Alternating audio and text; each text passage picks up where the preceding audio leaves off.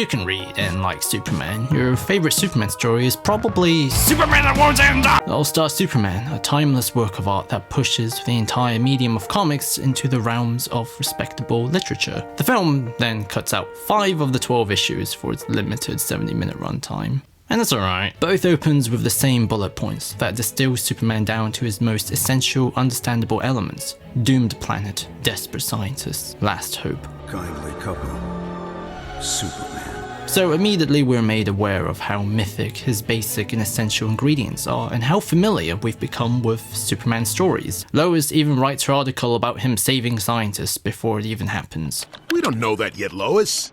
I always write Superman stories before they happen. And Lex, as expected, is behind it. He's already in prison, in fact. I'm getting older, and he isn't. The world of All-Star Superman has a very specific retro pulpy style, where the goofiest people and things can happen, while the science is really specific and imaginative, like when Dr. Leo Quinton presents a Voyager Titan designed for deep space voyages, nanonauts that shrink down to understand the mysteries of the cell and atoms. Quinton wants to escape a doomed planet.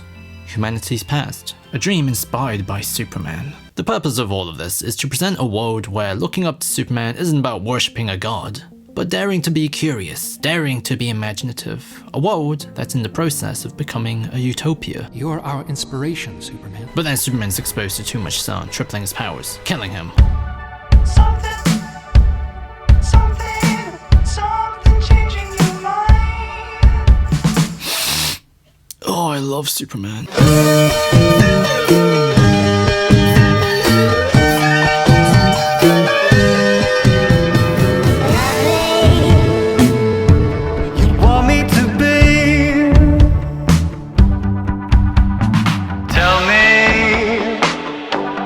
What do you see? Superheroes are not real. Breaking news, I know. And instead of trying to make them real, why don't we embrace their impossibilities to give ourselves the imagination to be better? All-Star Superman is about many things, but what personally really touched me was its complete and total subscription towards this. Superman is the man of tomorrow because he can accomplish anything, and in doing so, he teaches us to dream bigger. And I thought, really, the basis of Batman for me is Batman always fights death. Superman always fights the impossible. All while being a really nice guy, because the comic is also a character study of someone who should be cynical. He's dying and there's nothing he can do, but in Superman's final days, he continues to be naturally compassionate. There's a cut moment where Superman stands in front of a mirror, struggling to figure out how to tell Lois he's dying. And as he slouches in the Clark Kent way, the mirror still shows Superman standing. The disguise is the ideal. Well, I can see how you'd make the mistake, but despite this great bod, I'm not Superman. This is what's important to him. Being human, experiencing a sense of everydayness, which includes insults and being ignored by the woman he loves. But not today. Today, Lois learns the truth. Through her, we see his beautiful man cave that's a museum and an art gallery. She sees his descendants, one who looks like her father. Superman also has a baby sun-eater, incredibly dangerous, but he looks after it. What do you feed him? Suns. Little ones I make here on my cosmic anvil. Grant Morrison and Frank Whiteley really masterfully present Superman as both the sun god and as a simple, kind soul living in a world that isn't always so agreeing with him in very harmonious proportions. Lois's birthday present is then the gift of being able to spend a day with his superpowers. Then they bump into Samson and Atlas, who both want Lois, pissing Superman off. What do I have to do to make you keep your hands off of my girl? This is where the comic and the film begins to diverge, not in terms of cut contents, but in terms of the actual characterization of Superman. James Denton may say the mostly accurate lines, and the animation does a great job in simulating Frank Whiteley's art, but the performance itself is way sterner and doesn't really have the soft and friendly presence from the page. Just look at when Bor-El points out Superman is puffing out his chest. In the comic, it's true, he looks like a kid acting tough. In the film, it's more of an insult that Superman's genuinely intimidating presence isn't working. But you don't have the best interest of this planet's people at heart. And this is you puffing up your chest. As a result, the stuff with Samson and Atlas, Superman comes off as being very weirdly possessive. I don't like you much, Samson. Anyways, Superman answers the unanswerable question to save Lois, because these two jerks lured the bad guy over. What happens when the irresistible force meets the immovable object? They surrender. Superman then breaks their arms. As the day ends, he puts Lois to bed. Unfortunately, the film also removes Lois talking about being able to smell the trees in Canada, seeing gorgeous radio waves, and hearing the stars singing. She got to see the world as he did, and from that, we learn that Superman may appear innocent, soft, and naive, a big kid, but this isn't actually a flaw. He's informed by so many things that we can't even comprehend. He sees and hears more all the time. It's a truly joyful way to live. The next part is also just entirely cut. Issue 4, where Jimmy Olsen saves Superman by turning into Doomsday. The Black Case Superman was everything you're not. A bully, a coward, a liar. And I'm sure Jimmy Olsen sounds exactly like this. He's a good kid, made in Superman's image, and I don't know, I guess it makes sense to cut. The film instead jumps straight to issue 5. Clark interviews Lex. You write like a poet, but you move like a landslide. Lex actually likes Clark. He respects his skill as a writer, and since he's a buffoon, he sees him, ironically, as the sort of man Superman's very existence mocks. In a world without Superman, you're humble, modest, comically uncoordinated. The unattainable Lois Lane might have noticed good old Clark, pining away in the corner. Human. In short, you're everything he's not. You keep talking about me, but I'm here to interview you. I'm just saying. A strapping farm boy with brains, integrity, no discernible style of his own. You're a prize catch for a cynical city girl. But with him around, you're a parody of a man. A dullard, a cripple. Lex hates Superman because here's a god who's natural in all of his strength, who invites people to sit with him, and that contradicts and devalues Lex's pride as a self-made capitalist god who looks down on other people. Therefore, altruism to Lex is the ultimate failure of imagination. Alternatives? To truth, justice, and all the other things you can't weigh or measure. However, there is goodness in Lex. When Parasite escapes to try and suck off Clark, Lex tries to protect him. If you want to survive this, stay with me. His obsession with being strong could have actually manifested itself as a need to protect the weak, but he's too darn in love with the story he's written for himself. The story he wants Clark to write. He doesn't want the world to know he's dying, of course. So break the news gently. There's a few things I wish they kept, like when Lex talks about how 65% of men subconsciously trim their eyebrows to look like Superman, and this really passionate expression Clark makes when he tries to emphasize it didn't have to be this way, but as an adaptation it's rather splendid, especially since it makes Lex less vitriolic. He doesn't take every opportunity to insult Clark. It's such a waste. You and Superman could have been friends, and instead you're going to die. Ah, but he'll die first. Therefore, you really feel the tragedy of this bold man's wasted life. A life which Superman can see the potential of every time he looks at him. And also, it prepares the film for ultimately a different payoff with the character. They also cut out issue 6, where the Superman squad from the future arrives on the day Jonathan dies. Clark, as a result, questions what's the point of his powers? What's the point of anything if he can't even say goodbye? But he actually did.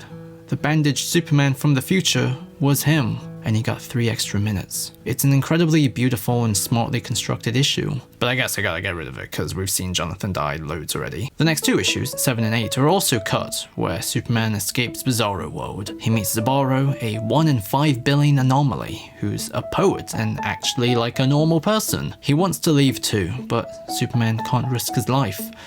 But he promises to contact him if he makes it back, and inspires him with some really powerful words. Why else did this world, this incredible organism, make eyes like yours to see beauty and meaning where others see chaos? In the film, Superman's like Poochie, he just abruptly leaves after breaking Lois's heart. We can't have children. Our biology is too different. It's very sad, but in 2024, there's actually a lot of comfort in seeing super happy man, family man. Anyways, in the missing months, Lilo and Bar-El, legendary Kryptonian astronauts, tears what Superman builds down. They dismiss Jor-El and his son as ineffectual dreamers. You could have built a new Krypton in this squalor. But it doesn't matter, they're dying. But despite their cruelty, Kal-El looks after them. After everything we've done, you still show us kindness. They give Kal-El permission to save them the only way he can.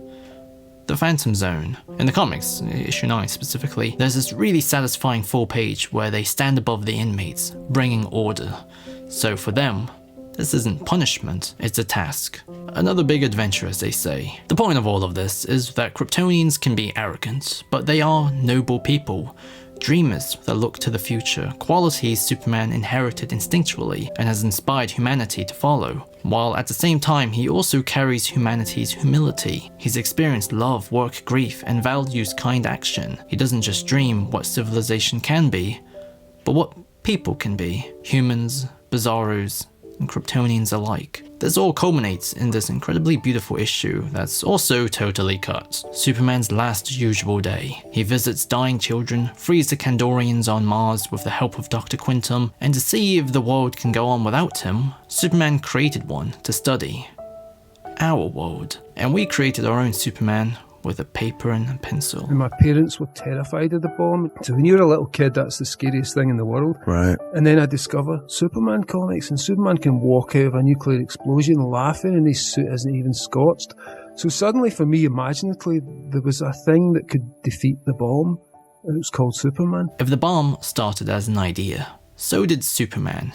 He can be a better idea. He's not just here to fight the bad guys, but he's here to hug us, tell us we're stronger than we think. Lex gets zapped, but he drinks the super serum beforehand and starts killing everyone. He's been secretly working with Solaris, the asshole sun. Luthor's secret ally has finally revealed himself. As a result, Earth's sun is now poisoned, so Superman leaves with his robots joining him out of loyalty. The Sun Eater also aids, but they're all killed. So Superman is so angry that he takes the opportunity his friends gave him and tears Solaris until he pleads for mercy. And in the film, he replies, I don't think I have any left. Which is pretty f***ed up, because that's actually the exact opposite of the comic, in which he says, by the 24th century, I'm told you'll have been rehabilitated to work with humanity instead of against them. Rehabilitation begins here, Solaris. Lex attacks. Clark enters the afterlife, where we have one of my favorite Superman scenes ever, which the film, of course, cuts out. Superman wakes up on Krypton, where Jor-El explains how, because Kryptonian cell structure has adapted to store energy, Superman's death is actually him mutating to a new stage. Solar radio consciousness, because matter cannot be destroyed or created. He will enter a higher existence. Kal-El can either surrender to this process or go back one last time to fight evil. The choice is rather obvious, but Jor-El tries to give his son a break by eulogizing what he's done. You have given them an ideal to aspire to, embodied their highest aspirations. They will race and stumble and fall and crawl and curse, and finally, they will join you in the sun, Kal-El. In time, you will no longer be alone. Man of Steel took this speech and ultimately repurposed it as a set of instructions, which doesn't really make a lot of sense, because seconds before, Jor-El talked about how Krypton fell apart due to its lack of free will, so of course now he's giving orders. What if Henry Cavill just wanted a simple life, bro? What are you gonna do, tell him he can't? I don't know. The point is, this speech is a beautiful moment that highlights just how unassuming Superman is. The only thing that's on his mind is to concern for others and accomplishing the next great feat. The sun is poisoned. Don't you get it? Solaris double-crossed you and poisoned the sun, you vain, stupid little man! Lex cares more about the insult than actually doing something about it. But then Clark wakes up, increases Lex's personal gravity by 500 times, which accelerates his 24-hour superpower serum, because gravity is connected with time. Everything is connected. And Lex, like Lois before, finally sees everything the way Superman does. He can see the universe is indifferent, because like it or not, everything is connected. But that also means all we have are each other. And this is how he sees things all the time. Every day. It's a cruel joke. The mechanistic clockwork of reality hinging on a precious, impossible defiance of entropy, on life. And the clockwork doesn't care. It's like it's all just us in here together. We're all we've got. As Lex cries and realizes, Superman kisses Lois for the last time. His last great feat is flying into the sun, purifying it. Time passes, Lois believes he's coming back, and Lex accepts his imminent execution, but he tries to make things right just a little bit. He gives Quintum the Kryptonian genetic map he reverse engineered. Of course, it will require an ovum from a healthy human woman. In the comics, Superman actually did that, alongside instructions on how to combine human and Kryptonian strands, which leads to the most important Superman line of them all. This is how much I trust you, Leo. Thank you, Superman. Thank you indeed. As a result, comic Lex is just kind of described as being faded and small. But either way, the future is secured. There is a Superman 2. the world is saved from its past by the Man of Tomorrow. In the comics, Superman's last great feat is looking after us even after his death, making sure we're taken care of. In the film, his last great feat is turning someone with so much hate into someone who believes. This All-Star Superman film, I think, is the best movie they could have made under their 70-minute conditions. Dwayne McDuffie took a pretty episodic series of adventures that also had very strong metatextual themes to them, exploring how Superman is the conjuring of our greatest versions of ourselves, and was able to turn it into a more cohesive drama about redemption, love, and being a nice guy. What's consistently removed are parts of the story that concretely show the promise of a better tomorrow shaped in Superman's image, while at the same time the film puts a highlight on the pre-existing Lex Luthor stuff, so his redemption can give the loose series of events a stronger emotional frame, a more powerful payoff to something set up earlier on. Consequently, up close, these two pieces of media are about different things. In one, Superman's great final feats are examples of the impossible. He's not just a person, but a dream, the face of tomorrow. In the other, his great feats are things Lex could have accomplished too, if he cared enough, and the fact that he wasted his entire life so many times makes that all the more tragic. You're right. But that also creates a different satisfaction to the fact that it's him that secures Superman's future. But I certainly had a similar feeling between the two in the end of the day. We can invent so much as human beings, and the idea we would conjure someone so much better than us to lead our imagination and work so hard to keep him alive, that is truly a precious thing. All-Star Superman isn't just about Superman's final days, but it's about experiencing his everyday routines to show us the true content of his character underneath his superficial reputation. Superman is not special due to being all-powerful, and he's not boring because he's too good, because the combination of always being powerful and always being good requires a deeper strength and level of enlightenment that, when taken seriously, can show us something we can actually imitate in our own everyday routines. Imitation is man's nature, and if he but wills it, so shall he surpass imagination's greatest paragons. If we imitated birds by using our minds to imagine and create vehicles that let us fly, Superman is also our invention to create a man of tomorrow we can follow. The comic argues Superman as the first superhero is the purest version of this literary and philosophical goal. If Batman can teach us how to overcome trauma, Superman shows us how to embrace the beauty of every day.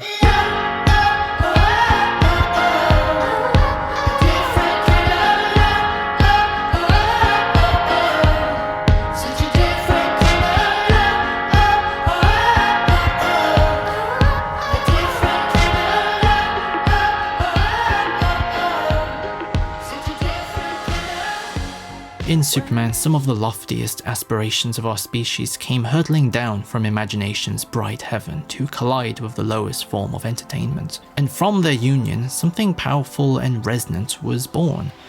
Albert in its underwear. He was brave, he was clever, he never gave up, and he never let anyone down. He stood up for the weak and knew how to see off the bullies of all kinds. He couldn't be hurt or killed by the bad guys, hard as they might try.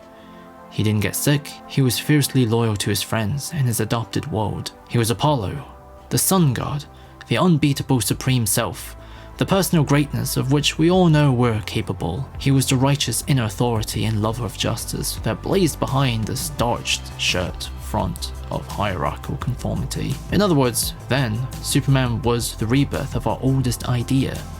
He was a god, his throne topped the peaks of an emergent dime store Olympus, and like Zeus, he would disguise himself as immortal to walk among the common people and stay in touch with their dramas and passions. I'm going to end this video with that big quote from Grant Morrison Supergods. Because of course I would.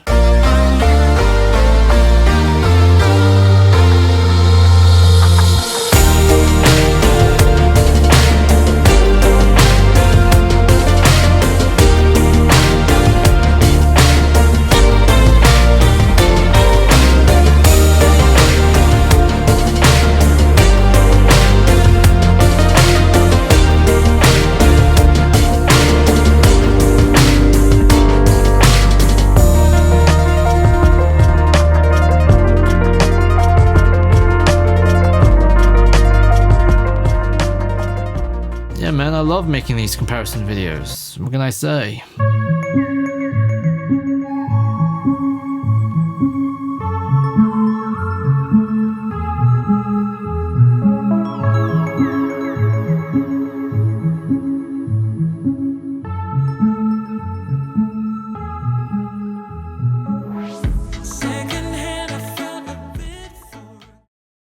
Where's the Flash when you need him?